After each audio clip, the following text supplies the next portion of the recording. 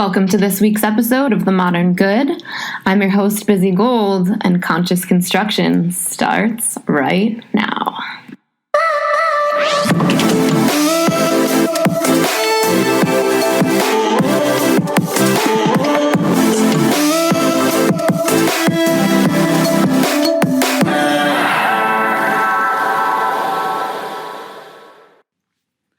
Hey everybody, welcome to Modern Good. I'm here with an episode that's really focused on not just change and change metrics and how to navigate change, but also for all of you out there that are budding entrepreneurs or current entrepreneurs, or hey, maybe you're just a lady boss CEO.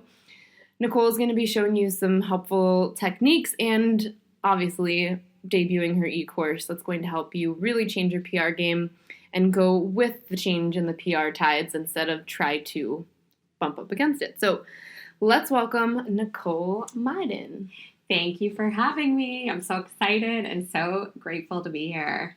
So for those of you that don't know, Nicole actually was my publicist. Nicole is not only a fantastic publicist, but those of you that know me know how much I care about consciousness and practical spirituality and all the rest, and Nicole embodies all of those things. So the moment we met, I knew that she was going to be in my life for many years to come. And we spent the last year kind of I'm sure everyone knows. We called 2018 the false start year, oops, let's everyone reset, let's try that again.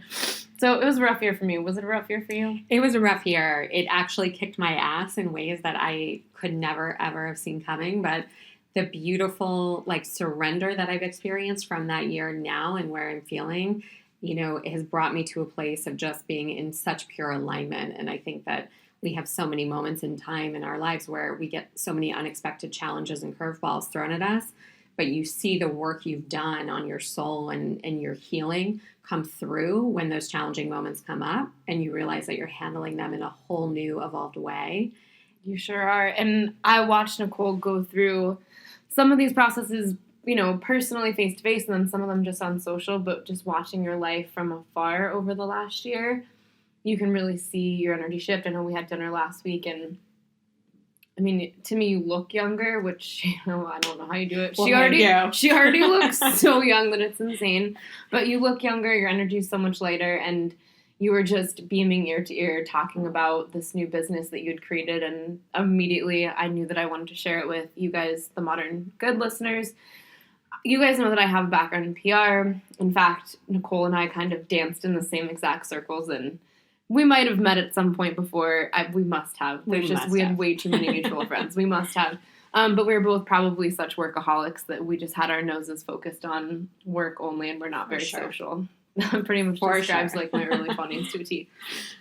But we both have very similar stories about, just the internship nightmare in the PR world and basically getting treated like a slave.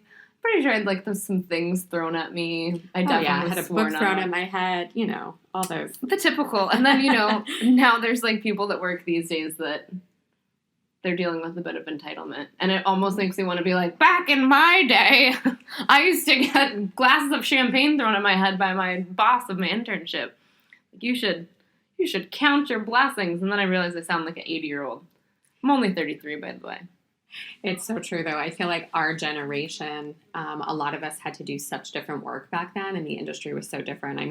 I sit and tell people that, I've been doing PR now almost 20 years. I'm going on 2 decades. But to see the evolution of the industry and just the media landscape change, it's just wild. And when we were working in it right out of, college or 15, 20 years ago, what it looked like to be a PR person going to a job versus what it is now. Oh, it's You're so talking crazy. about 2 totally different vortexes, literally. Absolutely. Completely. And even just watching, knowing obviously some people on the inside and watching kind of even the degradation of not just I don't just mean their financial lifestyle, but just how the chaos that inevitably magazines were going through with the way their funding was working affect the PR industry. Because, for those of you that don't know, really, the PR industry and all the changes that we're going to be talking about today really actually were a result of magazines basically going kaput, physical magazines, because that was their bread and butter.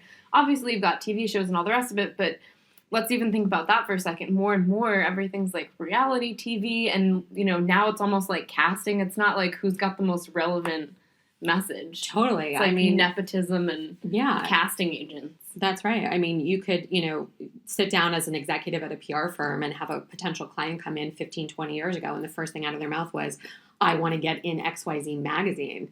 Now, to your point, most of these magazines don't even exist. There's a handful that do, because they do have like the big gun, so to speak, advertisers paying, to keep them going. But at the same time, the most coveted outlets that people want to be on now typically aren't even magazines, right? They're online platforms or a certain podcast or a certain, web show. It just, the evolution of where things are going and what's become like more of a priority for a client has changed as the media landscape has changed. And now we're in a day and age where most of these social media tools allow you to actually do your own PR, because you have access to all these free things that 15, 20 years ago, people didn't have access to. So you can become your own brand in a way that, even 10 years ago, you couldn't. I mean, even like 5 years ago, things were so different. And which is why, and I remember having these kind of little budding conversations with you about, asking questions just from a perspective of somebody that used to be in PR, asking questions like, what is everyone going to do? Like, are they preparing for this inevitable moment? And congratulations, it looks like you prepared for it. So thank you. Well, bravo. I have tried to really, the last 5 years, I went into a really low point in my life just about 5 years ago, coming up on February.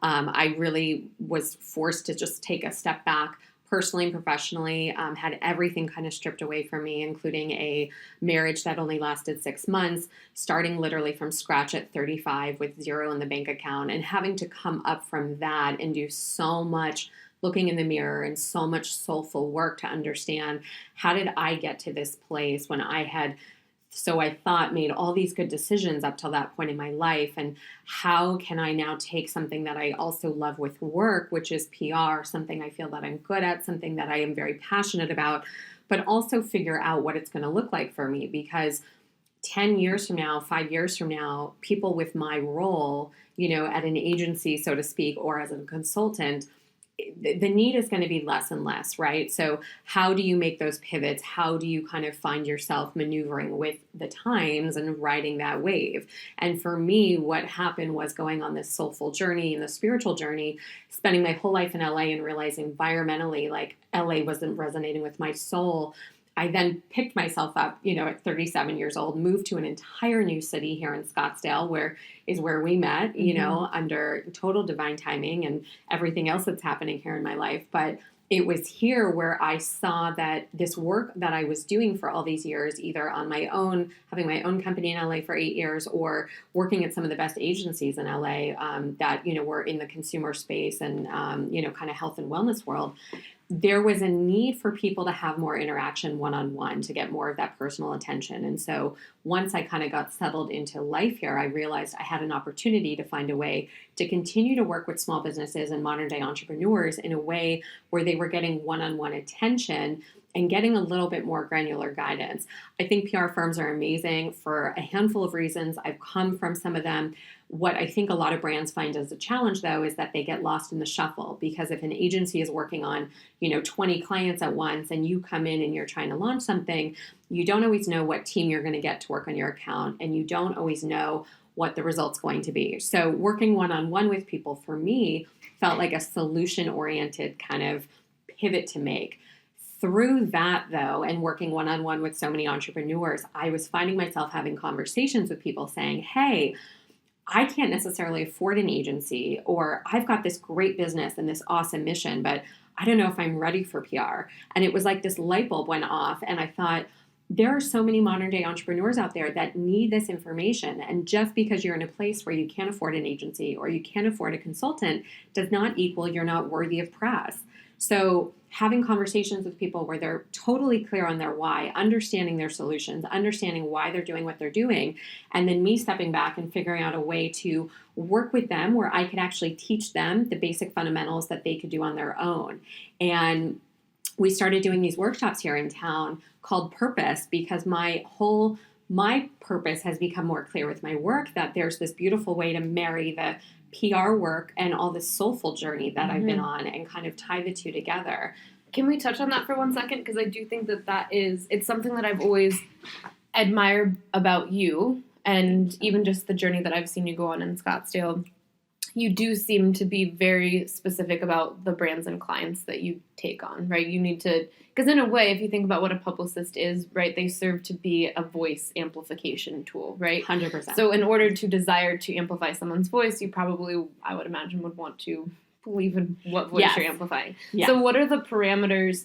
So I guess first question, what are the parameters that you typically look for? Like what needs to happen for you to be drawn to want to work with them either in a workshop setting or beyond? And then also maybe sprinkle in some ideas for some of our budding entrepreneurs on what things they should even start honing in on about their own business. Awesome questions. Yeah. So basically in a nutshell, I am a purpose-driven entrepreneur the way I see it. My soul has gone on a journey to understand the bigger picture in all of this.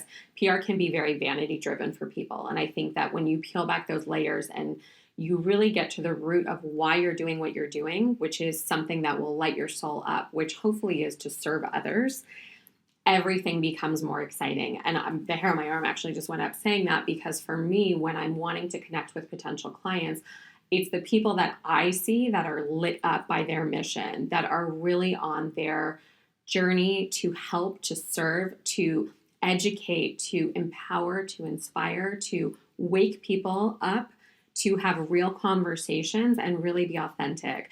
There's a lot of noise out there and there's a lot of competition in all these various businesses out there. And by the way, I very much believe there's room for everybody, but I'm most drawn to the authentic, the real, the people who are really rolling up their sleeves and making shit happen.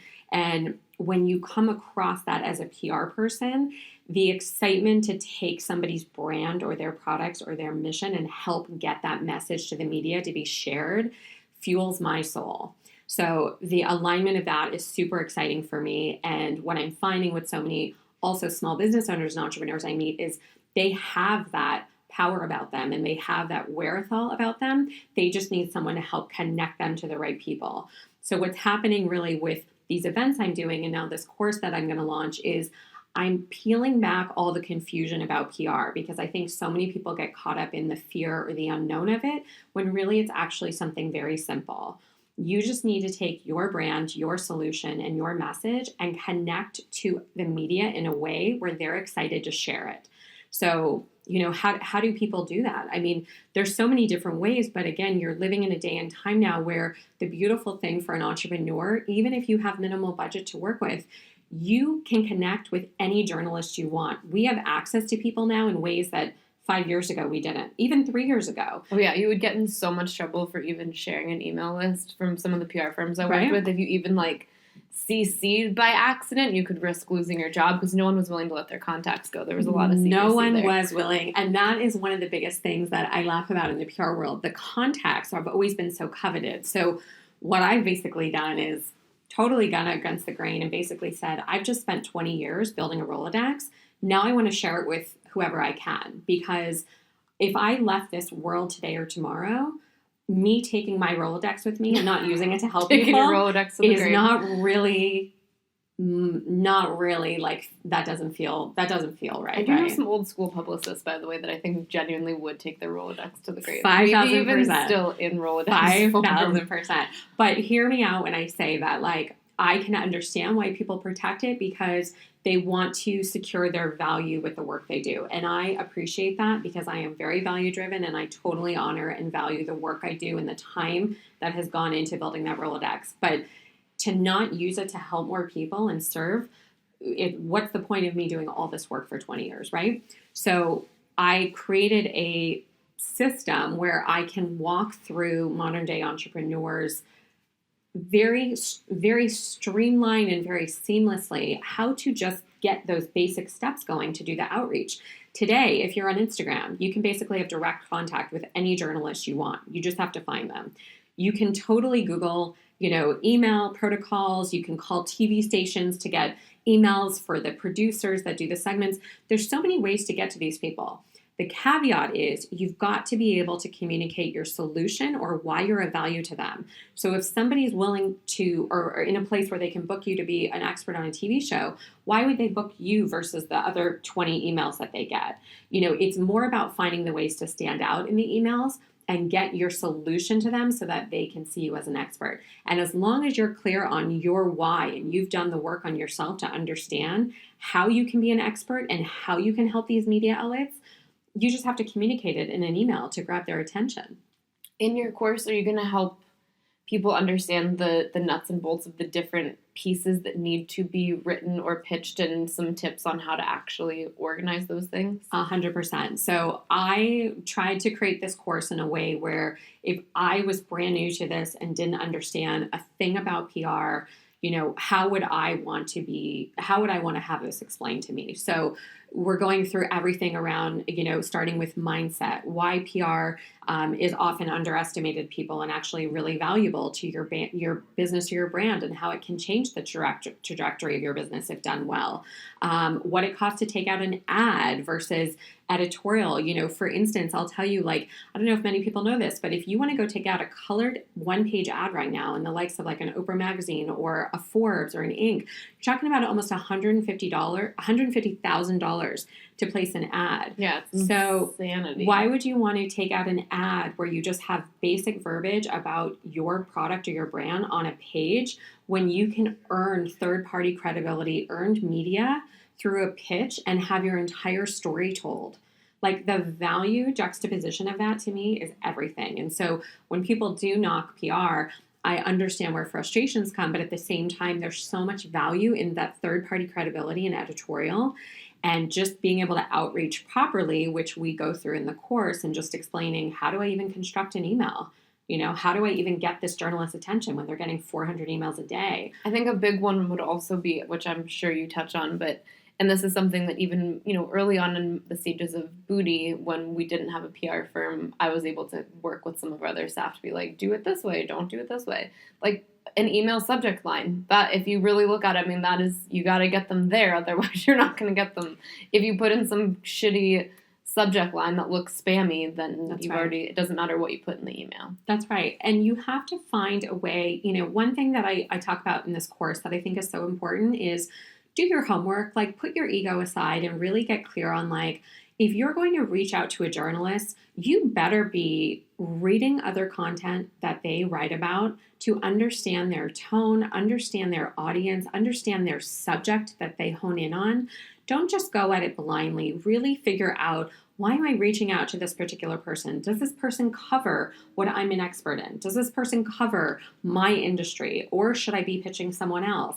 Find out, follow them online. See if there's things that they like grab their attention in an email and connect with them about something that maybe they share that they love. See if you have mutual friends. See if you have mutual contacts. There you go. So that you can lie and be like, oh, so-and-so told me to email you. That's right. Just kidding. But they do. But they do love that. Because, okay, I've done it before. Yeah. You got to just find ways to really remove that layer of fear and just do the work. If someone was reaching out to you blindly, you don't want to get like Bizzie was saying, it's you don't want some busy, or you don't want some email spam, right? You want someone reaching out to you who's shown that they understand who you are and your voice and why you're relevant to the conversation. And I think another key piece of this, because I get this a lot when people will get up the courage to email me something, and then when I respond back, inevitably in 2 minutes, because I unfortunately am on my phone often, usually the response is, oh my God, I can't believe you got back to me that quickly and you're so nice. Well, why are you assuming that everyone's a dick? This brings up, I think, a really important point here. If you go into some of this outreach just assuming that these people are going to inevitably be at odds with you, it's going to influence the energy even of your writing.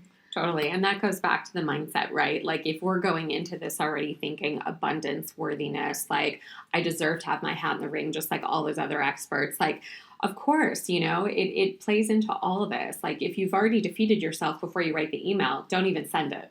Yeah. Don't even hit send, because right? even if it's even if the words are right, the energy that you just put into the keyboard with your fingers, it's maybe like scratch it, start over again. And speaking of which, has anyone, I'm sure some of you listening have had this experience.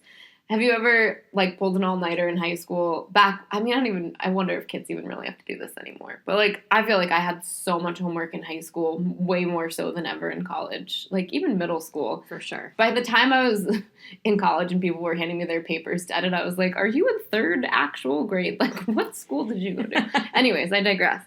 In high school, sometimes you're up pulling all-nighters, writing papers, and like back then when like a computer could just shut off, there wasn't an autosave. Like, I'm sure some of the listeners here have lost their paper. I mean, right? So many times. Right? Before Google Drive existed and just autosave, like, I've lost many a paper. Sometimes when you're like 6, 7 pages in, and I feel like it's always that moment where you need to be clear on the fact that sometimes whatever energy you just put into something, if, the universe has your back and you're paying attention, sometimes those are just little signs. You know what? Shake it off, reset. You have to believe that there's something better just behind that one. And often, like, I know I've had this situation where when I've gone to rewrite the paper, even though I thought I did a great job, I probably just upgraded myself from like a B+ to at least an A, minimum. I love it. Minimum. And I think too, like, and for any small business owners or entrepreneurs out there listening to this, I think that one thing right now that I'm trying to hone in on as I'm making these pivots too with just my creativity, my purpose, and all this, the work that I do. And I think you brought this up earlier, but like figuring out ways to just teach what you know, right? Like I feel like the queen of that. I mean, I've never actually met someone in my entire career that does like you do so much and you are so clean and intent on why you're doing it. And it's like you're constantly moving, you're constantly pivoting and finding new ways to expand and evolve. And it's remarkable. I think that so many entrepreneurs get so afraid to take these steps. And let me tell you something. I mean, I am doing all of this, like, if we want to get like really, really vulnerable, I'm doing this all as a, single woman. I'm 39 years old. I'm turning 40 this year. I'm on my second go round as an entrepreneur. I couldn't be in a more aligned place and happier with myself and where things are going. But I have taken the time to do the work and get super clear on understanding that who do I think I am to be like, this consultant that just does PR? Like this media landscape is moving so fast. And if you are not trying to find other ways to serve people and serve your audience and teach people what you know that you're really good at, you might as well just go home now. Like things are moving so fast that I think that the typical need for a consultant and a lot of the ways that we were used to working years ago or even more recently are going to start falling to the wayside. So if you want to be an expert and you want to get PR coverage and you want to end up on TV or you want to be quoted in magazines, find a way to really hone in on what you do well and teach it.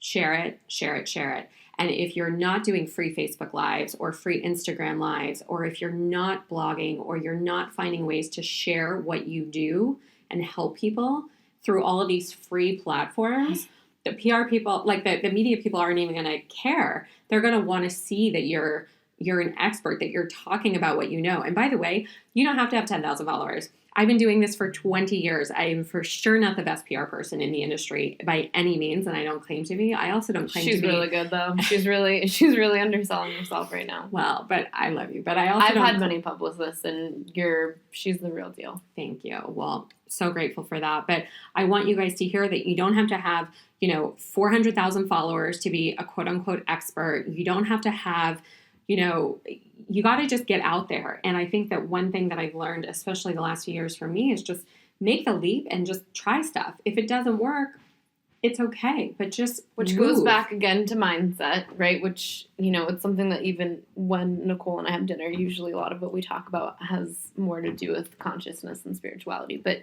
even with that, if something isn't working, it's up to you to not let your brain immediately define that as a failure. You have many other options. Really, it is essentially a speed bump.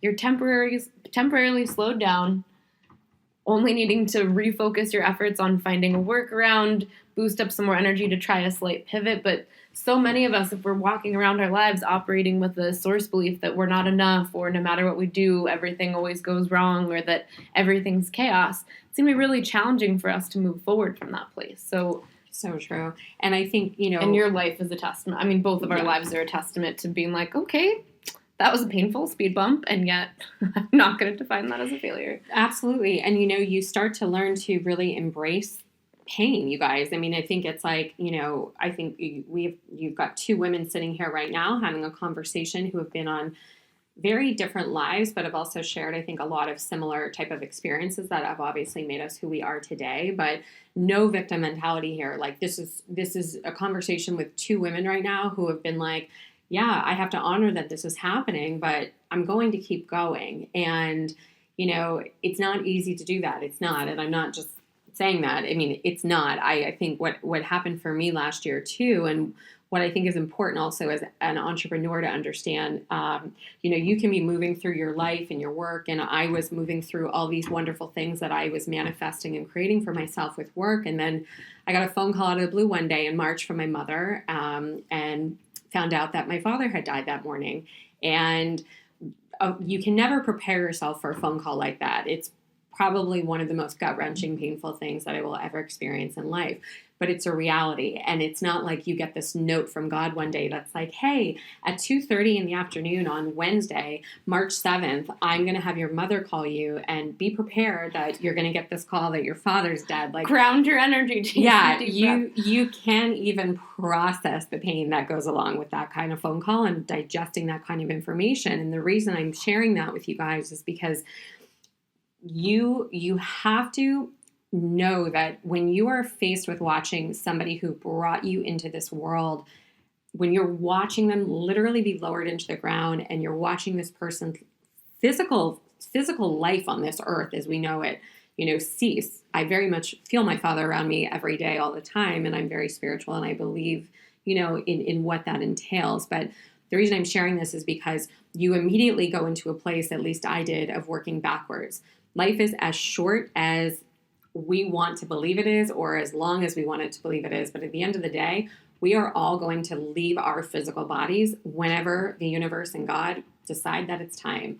So as a business owner, to be able to remove that fear of the unknown for yourself and make those pivots fearlessly, because who cares if something doesn't work out? It's like, what are you waiting for? Like, what are you waiting for? Because the biggest thing that people dying look back, right? When someone's on their deathbed, like, what is the biggest thing that goes through their mind? It's regret. All the regrets, yeah. Right? So why regret, like, oh, I didn't send that email to that person, or I didn't actually turn myself into a brand, or I actually didn't fulfill my life's purpose with work? I have a good example of that, and I'll own up to it right now because I love her, and I've never really, like, had a celebrity person where I'm like, I really like this one, and I really like Kay Hudson. And I saw one day that she signed up for online streaming, and I was like, I just need to reach out to her. Like, I train all these other celebrities, like, just reach out to her. Guess who didn't reach out to her? I didn't. I love you, Kate. That's shocking. I know. That's like the only one I was just such a baby about it. I was like, I don't know. I can't reach out. But yeah, it's just because she's amazing. Yeah. But I would say too, like, you, I feel like, have done an amazing job, even though I didn't know you, 10 years ago. But when you started, and I think that there were a lot of organic PR opportunities that I know came your way, and I think you did a really amazing job of leveraging them, because that's another big thing with PR is you can end up on 20 TV shows, or you can end up in all these magazines, but if you're not leveraging it and actually PRing your own PR and trying to maneuver and build that into your business in a cohesive way to help you get to the next point, what's the point of doing it, right? So you bring up a great point, and there are a few little things that I want to make sure we hit so that our listeners have some tangible takeaways by the end of the episode. So I love what you said about PRing your PR. And from at least where I sit and how I run my companies, I mean, obviously, first step of that is making sure that you're really actively organizing and capturing all of your past media exposure, and making sure that you have a great media kit, making sure that those things are always accurately represented on your website. And, one of the things, if you're trying to pitch yourself as an expert and you don't have the appropriate documents that person, if they're all interested in you, will inevitably hit reply and be like, send me your one pager and your press kit and you're like, my what? Then you're not ready to be an expert yet. You need to get to work on those little fundamental things. Do you have any tips on what aspects of that they should be focused on? I'm sure you cover all this in your course, which is going to be great, but just kind of little tidbits on how to PR your PR. Yeah, this is actually in section 5. It's like the closing section of the course, because it is also one of the most important. Like, to your point, if you're out there getting press coverage and it's not on your website, like, it's the first thing I say to clients when I sit down with them. I say, you're going to start getting press, and if you don't have someone to get this up on your site immediately and show traction and show momentum, like, we might as well just go get the popcorn and go to the movies right now. It's like it never happened. It's like it never happened. So, and another thing is, you want to share your press in real time, you guys. So if you end up in a magazine or you end up on a TV show, like, show it to your audience in real time. Don't send it out in an email a month after the fact when it's like not even relevant anymore. But to your point, yes, definitely tangible things are get your press up in a press section on your website, show journalists, show brand partners, show people that you're trying to work with and partner with that you have things going on. You are an expert in your space, and there is third-party credibility to kind of back that up. You can easily put logos on your website. You can easily link blog articles and all those things. So just absolutely do that. Share your stuff, share your PR stuff on online, on Instagram. You can share it in your stories. You can share it on your wall. You can share it through Facebook Lives. That is just immediately goes without saying. Building a media kit, though, I would say in simplest terms, just start with even creating like a PDF. Like, create a rolling kind of almost PDF scrolling slideshow of, like, you do it in PowerPoint. Just get something where you can literally sit for a couple of hours, get a photo of yourself, a little bio, and start just adding in the logos or the actual press placements or video clips, and just create an ongoing PDF. That is so easy for everyone to do. It doesn't take that much time. And to your point, if a journalist asks for it right away, that is something that you can literally share through a Dropbox link or just an attachment if the file's not too large, and that costs you nothing.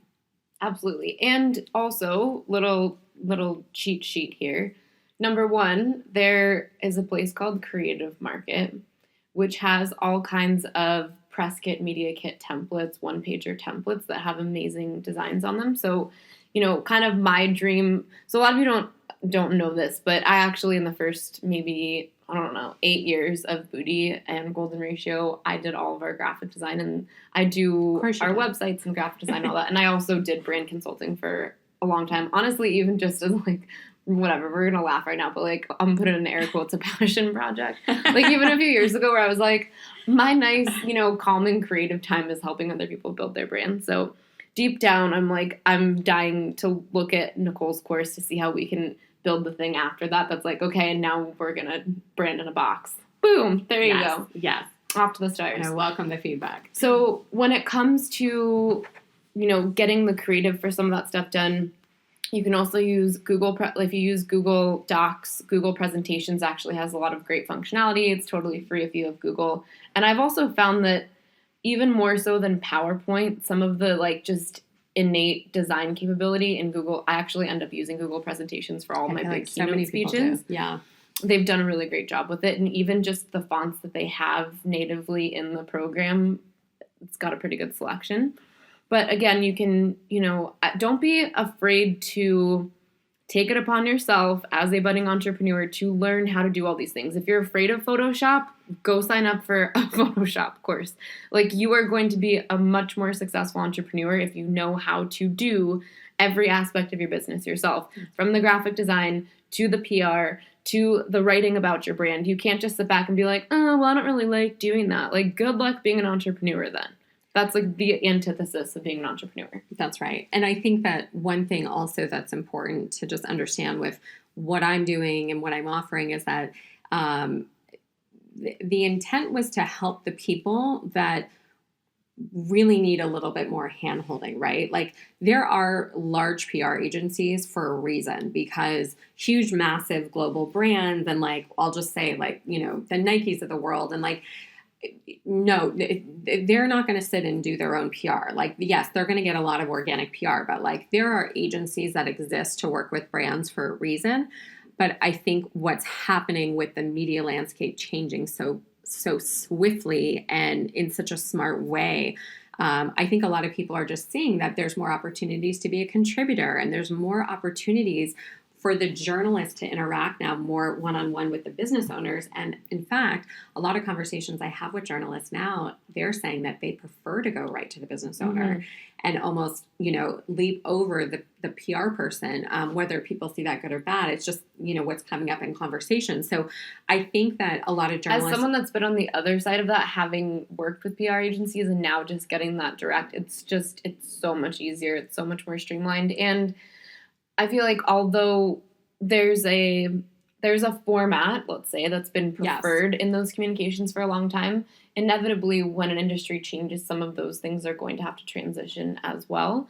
And even just the natural conversations that exist, instead of it being so structured, pitch-oriented, I think it brings some humanity back to the exchange. 100%. I was just having a conversation with someone here locally the other day, and she's like, I love when, the business owners...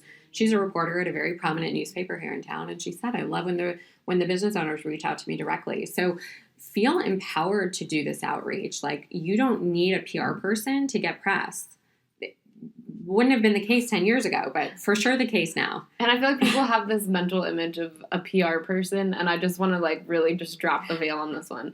People, I think, have this vision of editors and things being like Miranda Priestley from The Devil Wears Prada, when in reality, I'll tell you firsthand, when you go to meetings with all these editors, you get there and you're like, oh, you're 20. Because that's really all the magazines can afford right now. And I know that sounds a bit harsh, but you literally will go into these meetings and you're like, oh my God, I spent all this time being moderately nervous about basically just chatting with somebody that's really sweet, that's fresh out of college. That's, for the most part, the media landscape currently. It's so true. Back in the day when I was starting out, you would sit with a journalist and they would be dressed up in a suit and older, and it was so, right? So different.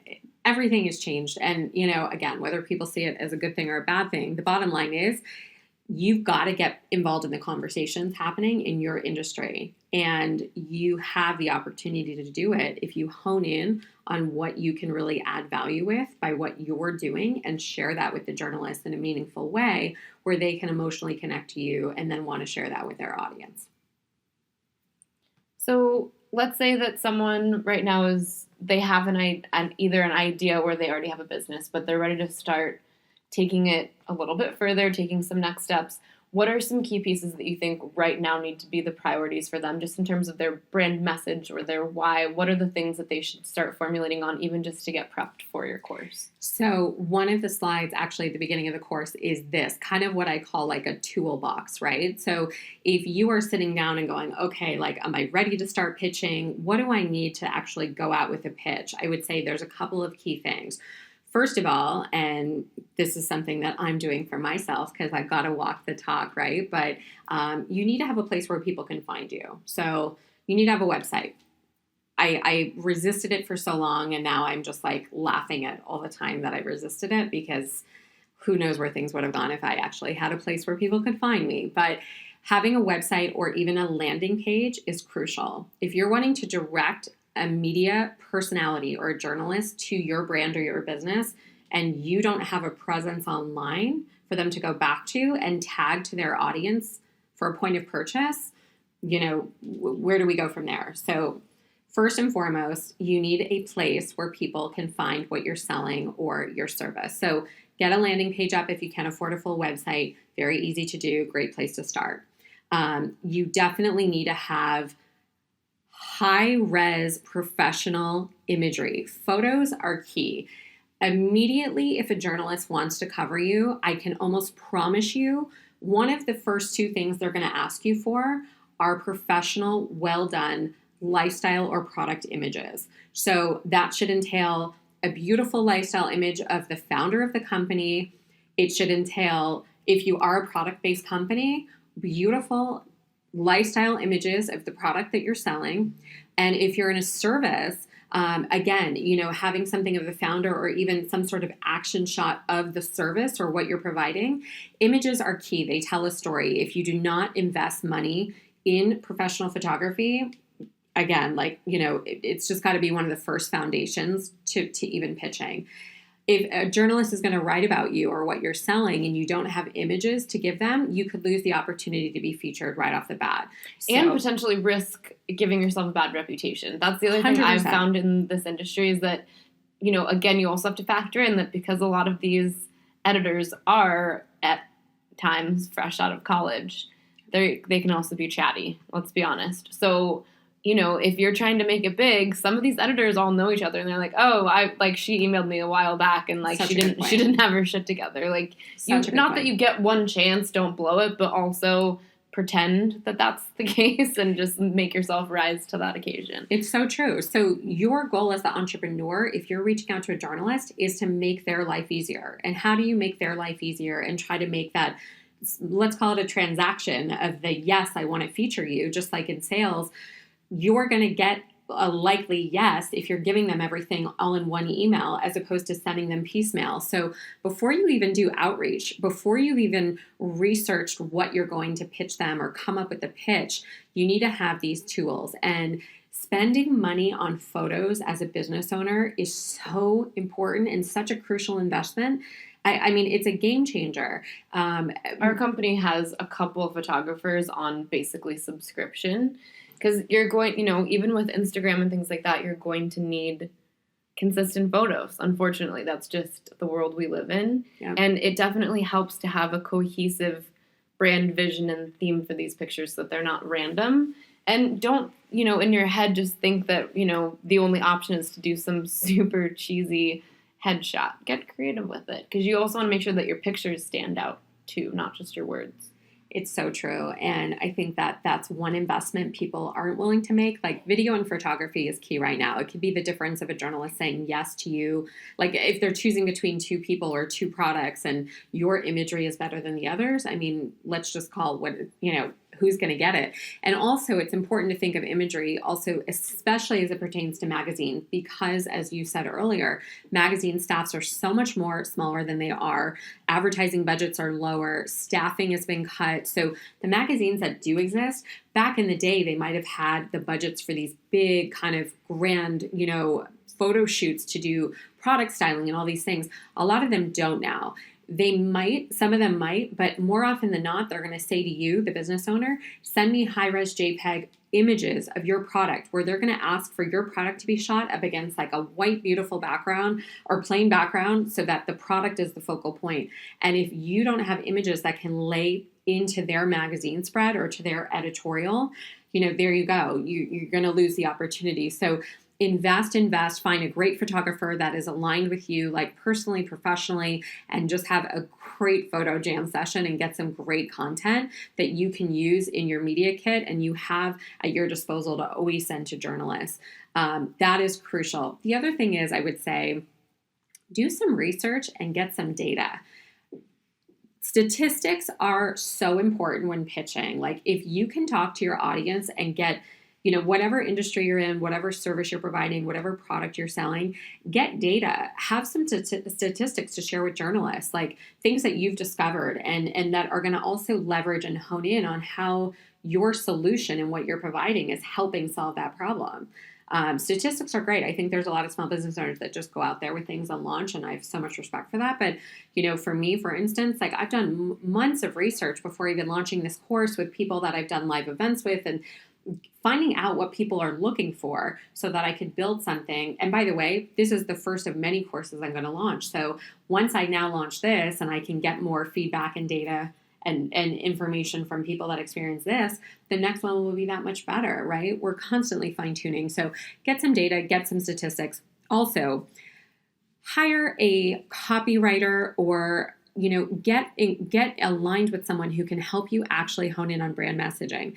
If you don't have brand messaging, you don't have a bio, and you don't even have your mission or why defined, you cannot reach out to a journalist. Like I would say, just don't even go there. I mean, all these things need to be so clearly defined before you even start that outreach, which is something we talk about obviously in the course. This is the first phase, and there's no timeline on when this needs to happen, but you do not want to reach out to anyone in the media before you have some of these basic things honed in on, because you're just going to look like an amateur. And, like you said, it's like you want to be that expert for them. You want to become that reliable person that they can trust, that they know they can come to as a source. So to not take the opportunity to get them everything they need at once would just be a disservice to you. How would you help somebody decide whether their writing skills meet the mark or they need copywriting? That's a good question. And I'm a little sensitive to this because I think that one of the things I've had to also soulfully let go of with my own ego is knowing that there's some really good writers out there. There's some great writers, and then there's just bad writers. And I've been through all the phases myself. I like to think that I'm a very expressive writer, but the thing is that when you're talking to a journalist or you're pitching, it's a specific kind of writing. You actually have to be really to the point, really concise, and just not send a novel, right? Because it's not going to get read. So my advice would be to feel free, like you said earlier, invest, raise your hand, put your ego aside, take some writing courses. You can take writing courses. You can align with a copywriter. You can hire someone to do these things for you. You don't have to go at it alone. And you know what? There are a lot of journalists these days also who are doing copywriting and brand content for a lot of companies. So what a great way to build a rapport with a journalist too. Maybe ask them if you can hire them to do some writing for you. That's amazing. I would have never thought of that. One other little hack that I used to give some of my clients, and, it's a hack. It's like a cheat code. So just go with me on this journey. Find some other brands that you really like and do your research to find out, what different segments you need to create. And I would look at a bunch of the different segments and look at their sentence structure and start by almost reverse engineering it into a Mad Lib. What is the intent of the first sentence? What is the intent of the second sentence? What are the transitional sentences and what is the intent of those? So that you can actually start to reverse engineer your messaging and your story. That is a hack because likely those people did hire a copywriter and there is a very specific method and sequence to this, but you can, if you don't have the resources, go back, reverse engineer it, and then of course, spell check if you're not a fantastic writer is definitely going to be key. You cannot, and I repeat, you cannot have spelling errors when you send it to a magazine editor. That's right. It will actually get deleted immediately. Yeah, it'll be instantaneous because often you've got these editors either having been English or communications majors that are probably pissed off that they should be making more money and they're just going to be mad about your grammar. They're going to be like, oh, spelling error, delete immediately. So don't mess that one up. It's so true. And that actually goes along the lines of, respect this process, you guys. I think that I like to think that every area of your business commands respect, right? I'm not a numbers girl. I have a lot of respect for the accountant and the bookkeeper that I've hired to help me understand that piece of my business. I have mad respect for them. I have mad respect for my attorney who speaks a language that is not enjoyable for me, but something that I had to take time to understand so that I can understand the contracts and I understand the agreements and I understand the trademarks and copyrights and all these things that go into this that no one tells you, by the way, when you're starting entrepreneurship. I got into entrepreneurship because I love PR and I love this piece of my business, but I don't know all the other assets, or at least I didn't. So I had to learn them. PR is no different, but I think that the respect is really important because if you respect the process and you see how it's working, you're going to have more fun with it, which is the goal. This is not meant to be daunting, you guys. This is meant to be fun. It's meant to get your brand out there to new audiences, increase sales, build more loyalty, build more ambassadorship, have you be positioned as, a tried and true expert in your industry, a thought leader, all those things. So PR should definitely you got to respect the journalists, you got to respect their time. And the goal of all of this is to build relationships with these journalists so that they keep coming back to you. That's what this is about. And that's the truth too, because if you can be a consistent voice of reason for topics that they hit, they'll come to you all the time because it makes their job easier. If they know that they can always get the right response for you that doesn't require a bunch of editing and back and forth, it's signed, sealed, delivered.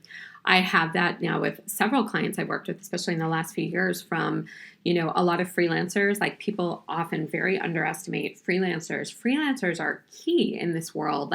I would implore you to hone in on building relationships with freelance writers. Freelance writers, you could align with someone who's a freelance writer and build a great rapport and relationship with them, and they could write for 10 different magazines. So as opposed to just going to one person where you have the opportunity to maybe get on one online outlet or one magazine, you align with a freelance writer, and before you know it, he or her is featuring you in, 10 different outlets. So the relationship building, like anything in your business, is key.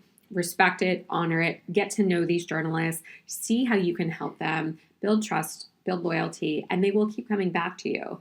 The other thing is, just thinking about hacks real quick, I was going to share, I want people to also understand very much that while these things are very tangible and doable, and if you apply basic fundamentals, maybe not every time you outreach, but you will get yourself press. Like there's no reason you wouldn't if you keep going at it like anything else, right? The consistency is key. So I would say be consistent with outreach, but also know, as one of the biggest PR hacks ever that I love explaining with people, and I know you're going to laugh at this, but just because you're getting PR does not mean that overnight your sales are going to increase by being on a particular outlet. I was literally just in my head thinking about that. I'm so glad you said it. Yeah, it's one of the biggest PR hacks of all time. Like people align with like agencies or consultants, or they start doing their own outreach and they're like, hey, I was on XYZ outlet. This is such a reputable outlet. Like for sure I'm going to sell out of this product tonight because so-and-so covered me. Not the case, you guys. PR works with you if you're moving along with it. Like we said earlier, PR and your own PR, the momentum, the brand awareness, you getting out there talking about your products, all of the momentum of all these things together, it becomes like this rolling thunder ripple effect. So you can't just rely on PR to increase your sales. Is it a platform to help? For sure. And should you put the time into doing it so that it can be part of the marketing equation? For sure. But just don't go into it thinking that just because one magazine covers you that you're going to sell out of your product and like can go retire. Not really the case. Yeah, unfortunately, it used to be like that a long time ago. But also you've got to look at it in terms of market saturation. Like now things have switched to online. You basically have like now a featured article once a day or even like multiple times a day instead of once a month in a magazine that actually sits on someone's, coffee table, and then at the dentist. That's right. And then at the tanning salon, and then, God forbid you have some like super old doctor where you're looking at magazines from 2014. That literally like just happened to me. In which case, I hope all of my early PR is still on some doctor's office table somewhere so people can be like, oh, Bizzie, and then they find me and they're like, oh, you don't look like that anymore. You look way, way better, girl. Way better. But I think, I was just going to say, ahead. I think, one of the things I talk about just in terms of mindset with the course is you've got to just respect the process and have patience. Like this is not meant to be something where you're going to sit and reach out to 10 outlets in one day and, all of them are going to get back to you that same day. And then the next day you're going to get featured. It's a process for a reason. There's experts that do this for a reason. So you got to be willing to play the game a little bit and play with the process.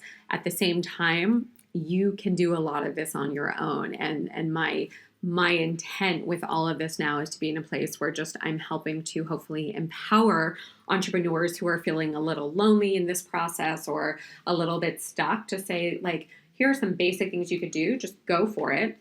Give yourself some practice. Like, start small. You don't have to reach out to Forbes or Inc., by the way, right away. I'm not saying that at all. Like, start with just the local media in your market. Become the expert locally in what you do. Start building a media kit. Do it small. Get those little wins under your belt so that when you do go to the larger outlets, you're now showing them that you've been featured before. And everybody has local newspapers, local TV stations, and local magazines in their markets. You don't have to go necessarily to the big guns right away in LA or New York. Like, start small. Just become the go-to locally and then let it kind of build from there. So how can our listeners sign up for your upcoming workshops and, of course, your online course? So everything launches Monday, January 28th. You can go on to the prconcierge.com, which is my business, and you can get direct access to buy the e-course from the website. Also launching next week is the Purpose podcast, which you're going to have to come on when I get launched. And the intent of that is to also reach more people with this conversation that we're having today.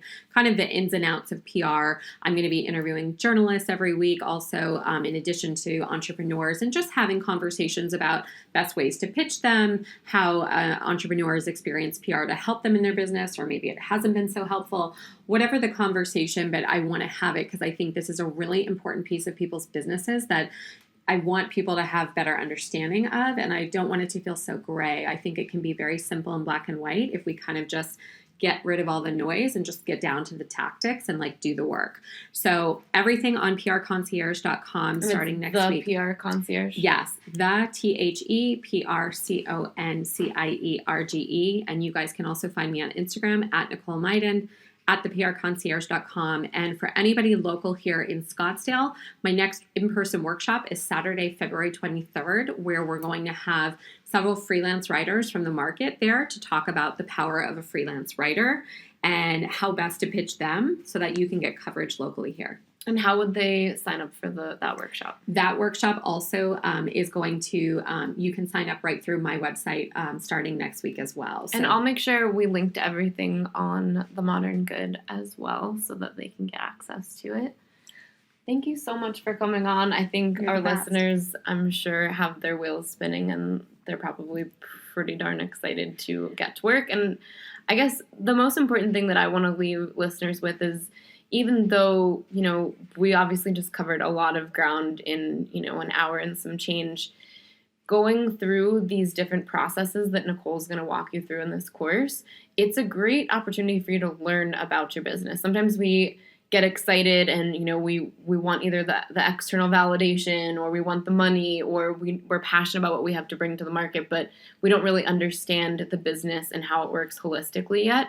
So this essentially, even though you're thinking about bringing it to somebody else, again, going back to the reverse engineering concept, in having to dial down all of these specifics, you really actually learn so much more about your business. So this is an important learning tool for you regardless of whether you're reaching out to press yet or not.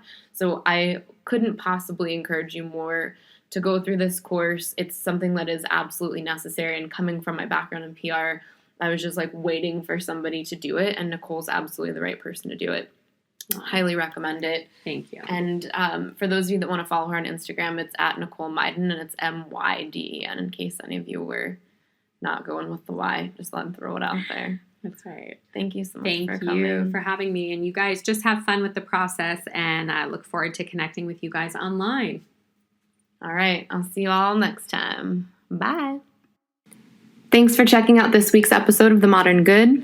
To find out more about Break Method, head to breakmethod.com, and to check out my workshops and public speaking schedule, BizzieGold.com. I'll see you next week.